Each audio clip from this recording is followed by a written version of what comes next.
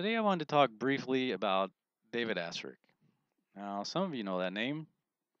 He seems popular in the more conservative, self-supporting GYC type of crowd. Personally, his style never really appealed to me, so I never watched his stuff. Maybe saw a little minute here or there.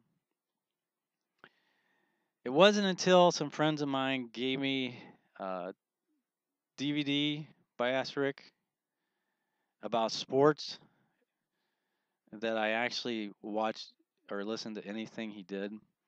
And the only reason I listened to that one is because they said enough that made me concerned.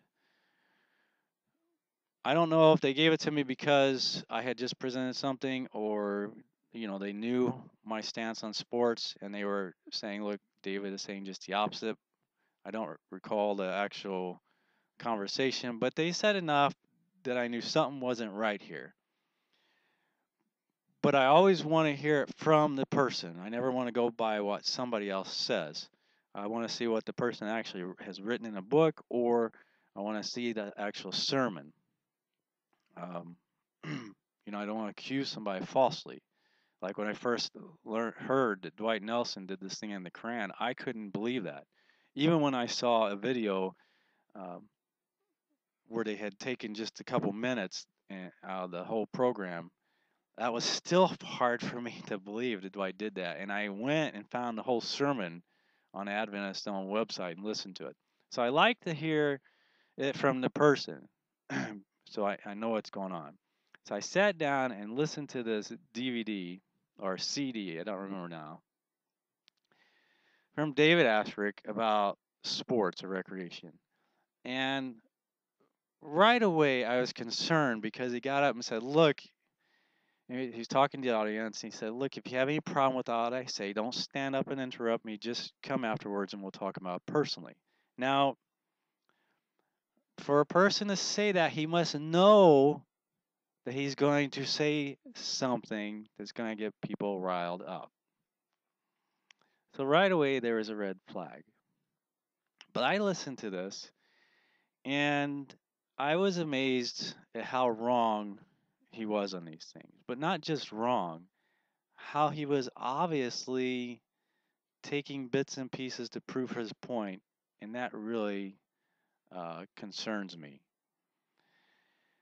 First, he is wrong when he claimed how Ellen White used the word sports. He was saying she only used it to mean like gambling on horses. But this isn't true at all. Um, First of all, if we look at the dictionary of Ellen White's day, the definition for sports is this: that which diverts and makes mirth, pastime, or amusement.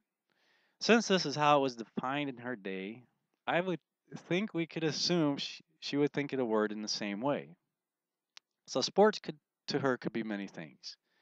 It could be baseball, it could be chess, it could be gambling, it could maybe even be ice cream socials with board games. But it's certainly not just sporting events where gambling is going on like David Asscherick was trying to claim. Matter of fact, I think if we read all she wrote about this issue, you'll see that she uses the word games and sports interchangeably. Although she does seem to use the word game more for things like football, basketball, etc. But here's a full quote where she uses sports and games together. Satan has devised a multitude of ways in which to keep men from serving God. He has invented sports and games into which men enter with such intensity that one would suppose a crown of life was to reward the winner. At the horse races and football matches, which are attended by thousands and thousands of people, lives for which Christ shed his blood are thrown away. What will become of the souls of the men and boys whose lives are thus extinguished? Will they be counted worthy of the redemption which Christ died to secure for them? Now, David quoted part of this. He mentioned the racing part to make his point, but he seems to have left out the part about football. When someone only uses half quotes, we have to question their intent. Are they being honest? Here's another quote from Ellen White. It says, I cannot find an instance in the life of Christ where he devoted time to play and amusement. He was a great educator for the present and future life. I have not been able to find one instance where he educated his disciples to engage in amusement of football or pugilistic games to obtain physical exercise, or in theatrical performances, and yet Christ was our pattern in all things. Well, she has absolutely nothing good to say about football or any other violent type of sport, which would include hockey, boxing, or karate for sport. Um, and I make that distinction, karate for sport. That's what most of it has become today. Um, most people agree with that. That's pretty obvious. Even David seems to agree on that point at least, although he might not think hockey should be in the list. But what about other games like baseball and soccer? Are those okay if they're done in the right spirit? According to Asscherick, we can play such things if we have the right spirit. And according to him, we need them for exercise since we are no longer an agrarian society.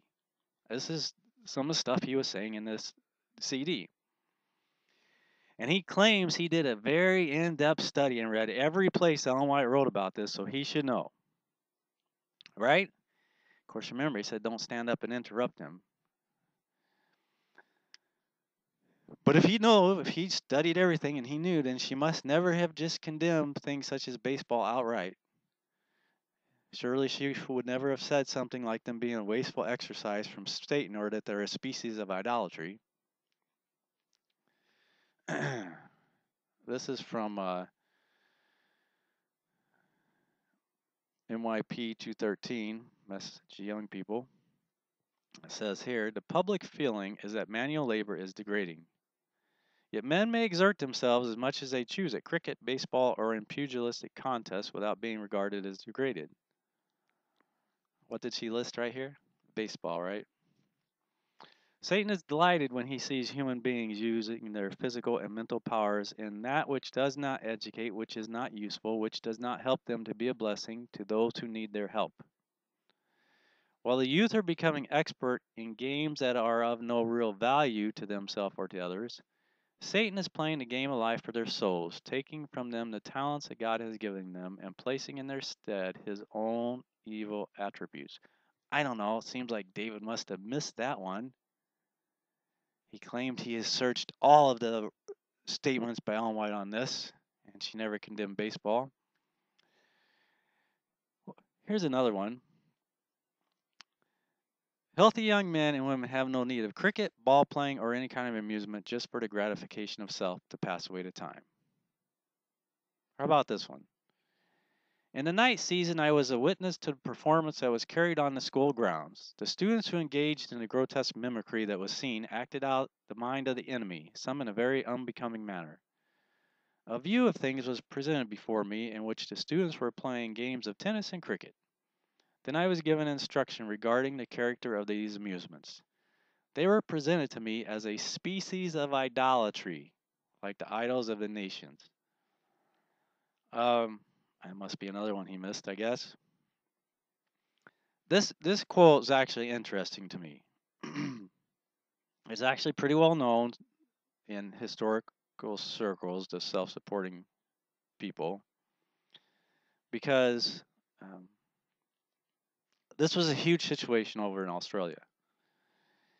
And we have not only, there's several paragraphs where she's discussing it. We have not only that, but we actually have letters from the principal talking about this situation. Um, so my question is, how did David miss all this when he was preparing his talk on recreation? I mean, surely she's condemning baseball and tennis and cricket and all these games in these quotes here. Where in these quotes can we say maybe if they're just in the right spirit, they would be okay?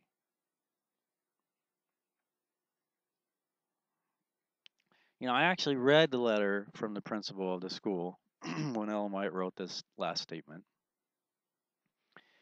And it was very revealing. One thing I learned is they didn't spend much money at all on the equipment. So this wasn't about spending a lot of money. They didn't even have all the proper equipment. The games weren't even really organized, like with teams. It was a last minute thing where they went out and were messing around. They weren't even keeping score, if I remember right. And yet she's saying this is a species of idolatry. They were engaged in grotesque mimicry, acting out the mind of the enemy.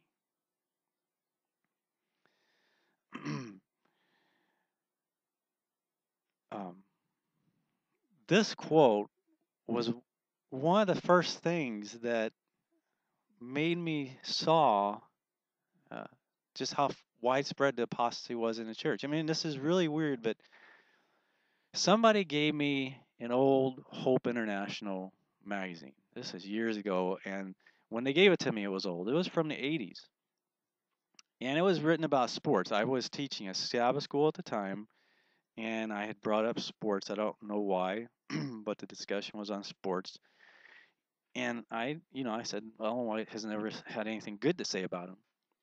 So somebody brought that magazine to me the next week and gave it to me. So you might like this, and it was written by the Standishes, and they were talking about this very situation in Australia, and had the principal's letter there and some other information. And I ended up taking this article to the pastor because our church had just started a softball team that was playing games against other churches or other groups on Sundays and weekdays. And I didn't think that was right. And I took this to him. I said, look, we're not supposed to be involved in sports. Why do we have a church sponsored softball team? Well, he got upset, looked at who it was written by, and said, oh, they're just disgruntled. And that was odd to me that here was a man who didn't even want to read what they had written and was ready to condemn them and judge them as disgruntled. This was the beginning of a big awakening to me, even though I had experienced a lot before this. When I first came into the church, there was some weird stuff to happen that showed me, we had this pastor who was very conservative, was fighting against the new theology, and he left. And the very next guy was this new guy out of the seminary who was divorced, who was teaching everything wrong, that you couldn't stop sinning. Christ wasn't like us, on and on and on. Just he had the whole new theology teaching all he was brainwashed into it. There was stuff like that, but still, it just, I didn't realize the vast movement until this situation over sports, strangely enough. But this pastor was like, oh, I can't listen to him. I can't. He wouldn't even look at what they wrote. He goes, look, we'll write the White Estate and we'll get everything Ellen White ever wrote about sports, and we'll look at it and we'll see what she really said. I said, okay, that sounds really good. Do that. A few weeks later, we got a big stack back from the White Estate of everything Ellen White had written about sports. I mean, there was stuff in there I had never read. We read through it, looked through it, looked through it, looked through it. There was nothing, not one statement in there where she was favorable about sports. The only thing that came close, one little tiny thing, a couple sentences says, I've never condemned the simple act of ball playing with your children or something. Now, that's a far cry from saying going out and having these team sports like we have today. But the funny thing was, even the guy from the White Estate made a little note there, and he said, this is the only thing we have, and she is apparently talking about just getting out and playing with your young children. and I don't remember exactly what he wrote. I wish I'd had a copy of that. Probably the pastor went and burned it all afterwards. But he basically said she outright condemned all sports, and there's nothing favorable at all in her writings. Well, he saw that. He's tossed it aside. And that was the end. Right there, I saw this guy. He had made the decision, and if God Himself spoke from heaven, He wasn't going to change His mind. And I started at that stage of my life. I started paying attention to what was going on, and I started noticing that there's a bunch of deceit, lying, evil stuff going on at church where these men know what they're doing is counter to what God wants, but they do it anyway. Anyway, I got way off track. But I see kind of same stuff here with David Asscherick.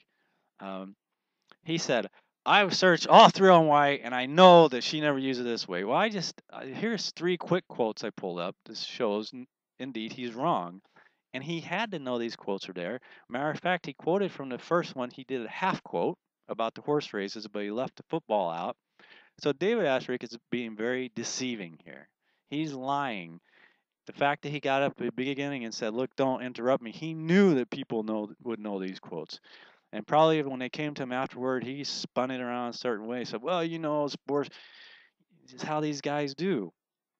It's very concerning to me. Here's another one though, where she uses the word games. If you want to think that when she was talking about basketball, she only meant games or whatever, well, then here she uses that term. It says, "It has been understood all through our ranks that these games are not the proper education to give to in any of our schools." All right. So once again, she's condemning them using the word games. So whether you want to believe it's sports or the game, she's condemning both. Once again, why didn't David Asscherick use this quote? Here's another one. "I could refer to chapter after chapter of the Old Testament scriptures that contain great encouragement. These scriptures are a treasure house of precious pearls, and all need them. How much this time is spent by intelligent human beings in horse racing, cricket matches, and ball playing. But will indulgence in these sports give men a desire to know truth and righteousness? Will it keep God in their thoughts? Will it lead them to inquire, how is it with my soul?" Obviously, once again, she is condemning these. Um, Fact is, David Asterisk is standing condemned right now, unless he's repented of this. Maybe he has. Maybe he came out with another CD and I just don't know it. And he said, "Look, I was way off base on that. What I was preaching was wrong." But he said in there also, this is what they did at his Bible camp. They would go out and play baseball with the kids. Um, you know, of all places, even if a person wanted to say, "Well, maybe the lower grades can have a baseball game," or, maybe as church groups got together at a picnic, even if people wanted to say that, which I've seen people take that stance with things like soccer, and it always leads to the wrong way. It always does lead the wrong way. I've seen it time and time again where somebody brings it in. It's just not good. You always see people that are proud that are better than others, people feeling bad, and then it just leaves no good. Um, but even if somebody wanted to take that stance, the fact is, she clearly condemned it in the schools that were to teach these kids to go out and be workers for God. And here David Asscherick has his Bible school, and he said they play ball games sometimes. What do you think she would write to David when he claims to be training these kids for a ministry field, and he takes them out and plays ball games? I tell you this, the damage he is doing cannot be undone, and he would be condemned even more today than the teachers were in Australia. It's no wonder he didn't want people to stand up and interrupt his talk at the beginning, because he knew he was presenting falsehoods and would have been unable to defend his position. At the beginning, I said I was never drawn to his style. There was just something not right there. After listening to his tape on recreation, my guess is if I listened to a lot of other his stuff, I would find other things that would concern me quite a bit. Uh, I heard a DVD by another guy, and it's stuff he was saying about the Catholics was very concerning. I'm sorry, but at this point, I don't trust Asscherick, and I think you should listen with a discerning ear on anything he presents.